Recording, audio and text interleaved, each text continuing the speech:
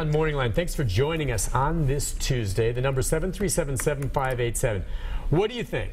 Okay, I mean, do you want to get involved in animal rescues? How big is it? How bad is it? We're going to get into, the situation here in Middle Tennessee with Amy Haverstick. She's with Compassion in Action Tennessee, one of many groups involved with, caring for these animals. And we just pulled up a piece that Chris Conti put together, and I know he spent 2 or 3 days out at the rescue site there in Lebanon. And just to give you an idea of the most recent rescue and what went down with Animal Rescue Corps, let's have a look at that piece to give you a little bit of background just on what we've seen just in the last few weeks. Have a look. This is not the first time this year that the Animal Rescue Corps has been here in the mid-state, but officials from the organization want people to know that that is not necessarily a poor reflection on Tennesseans. The first thing you notice are their eyes. They stare out longingly. Not a sound, just a glance, as if they're trying to give you an idea of the life they've lived. She's scared to death. For 2 weeks, Bob Shively has spent his days here in this kennel. Lily isn't used to human interaction, so sometimes he just sits here and he reads to her. You just got to keep working with her until she gets over this. Life for these dogs has been far from haircuts. She's just covered with feces. And hand-holding. For some of these animals, this is the first time they've ever been held. The whole back end was actually just one gigantic bat. I don't even know how he went to the bathroom. This warehouse in Lebanon has become a makeshift animal hospital of sorts. This is your baby. This is your baby. Complete with a nursery for some of the newest arrivals. And she was born into, compassionate care. It's been like this for 2 weeks as volunteers from the Animal Rescue Corps have brought in nearly 150 dogs from 4 different operations across Tennessee and Mississippi. We came here for the month of October looking to be busy. We got what we were looking for. This is not the first time Scotland Hazley's rescue organization has been here this year, but that isn't necessarily a bad thing. It's not because there's more suffering here than any other state. It's because the law enforcement here are proactive in addressing animal cruelty in their communities. And while the first thing you may notice here are their eyes, the last thing you take away is compassion. Whatever comes out of this rescue is a good thing for these dogs. They've been rescued. Chris Conti, News Channel 5. I remember that dog. Great story by Chris. He does such a good job. And yeah, you watch that, and it's not just, the dogs, all the volunteers. And more come out. You'd be surprised. Sometimes it slows down a bit, and then we do the news stories. So what about the turnout? It's amazing. This last one we had 315 volunteers over the course of the 4 weeks. It's hard work, too. It is. And the majority of our volunteers are probably, they are people who are already either involved with a local organization with their, or their own rescue. So they're doing local work as well. But they find time in their day to come in and volunteer. And then, sometimes we have new volunteers that we get to introduce into rescue. And yeah, which is great. And I hope people watch this and maybe decide to get involved. But I wanted to clarify now, we've talked about, the hoarders, all right? Now, I don't know, still we'll occasionally come across puppy mills, and those are the ones where you need to sometimes get a warrant to go in. Define a puppy mill. A puppy mill would be many dogs that are there strictly for the purpose of breeding and selling of the puppies. Right. And then, when the female dog gets worn out, then they dump her off somewhere or, try to sell her. But it's generally a large number of animals that are living in hutches or cages or...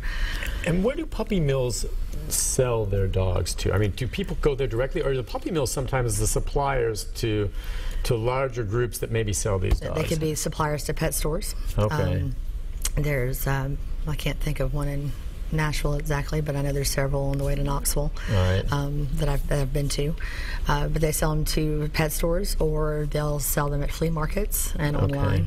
Okay, or online, and then they say, we have these puppies, and that's how you go. So would you suggest, is there a way you can tell whether, if you choose to go online, and you never know if that's just someone who had a dog that maybe had puppies in the backyard and they want to sell, or how do you know if it's a puppy mill? Any way to tell? There are signs if they have a lot of puppies for sale, many different breeds of puppies, or if they have like one of these designer breeds that they call them, like a Morky Poo or a Shih Poo, and Shih Tzu and a Poodle. They have many different breeds, lots of puppies available. And the biggest thing you can do, one, please always adopt. But if you can't adopt and you just have to do that, you've got to check them out. You have to know who you're dealing with. Ask to see the parents of the puppy. You want to see both parents. Ideally where they live.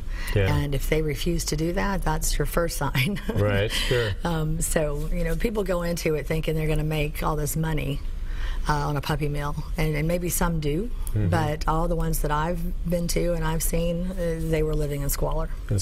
Okay. And now, what we showed you there were all those animals in Chris's story. As we said, a lot of them have already been moved out, and they'll go to shelters and try to be placed in homes. A lot of what helps out is people that maybe have a lot of dogs but want to help, and they foster it, foster the animals. How does that work? Well, for instance, my organization, Compassion in Action of Tennessee, we are completely foster-based, volunteer-based. Okay. So we can only bring into our organization the animals that we have a foster home for. All right. So we do not have a shelter.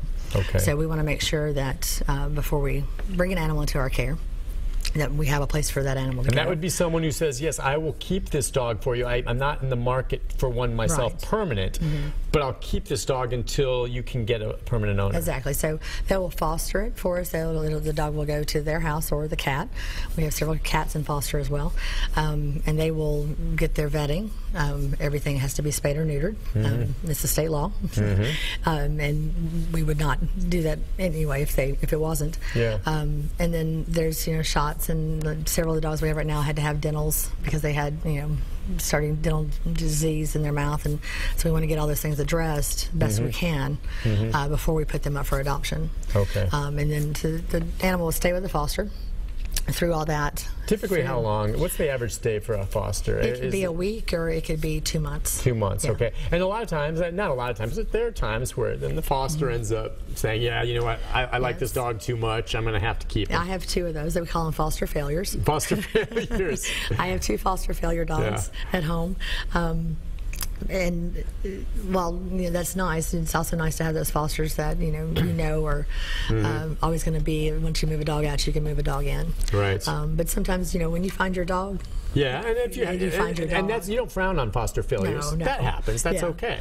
So you might go, oh, okay, well, I've lost that spot. Yeah, right, exactly. But, absolutely, because you can't help what. Yeah, if a dog just moves in and becomes part of the family, and you decide. That's how all my dogs are. You know? Started that way. Yeah. And so, right now, is there still a demand for foster? There's always a demand for fosters for us, for other organizations. I don't think there's an organization that says, oh, no, we have enough fosters. Yeah, okay. So it's always needed. Okay. I think, do you have some? Now, the pictures you brought in, we have a couple. We'll show these throughout the show. Now, tell me about this. We have 2 of each dog. Yeah, this is Dusty. She's cattle dog. Cattle dog. She's about 2.5 years old. Where'd she come from? She was a stray. Oh, okay. And she's really sweet, and she's been spayed, has her shots, microchip. She's ready to go. And she's with a foster in Franklin.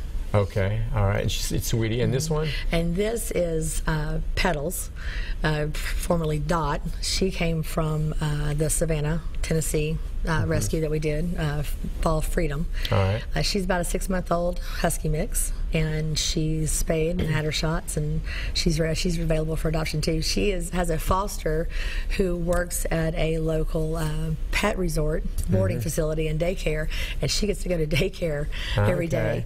And she's become a staff favorite, from what I understand, and she just loves it. On our Facebook page, we have some video of her. Playing at doggy daycare. She's really sweet, and she's petite. She's only 6 months old, so she could get a little bigger. Okay.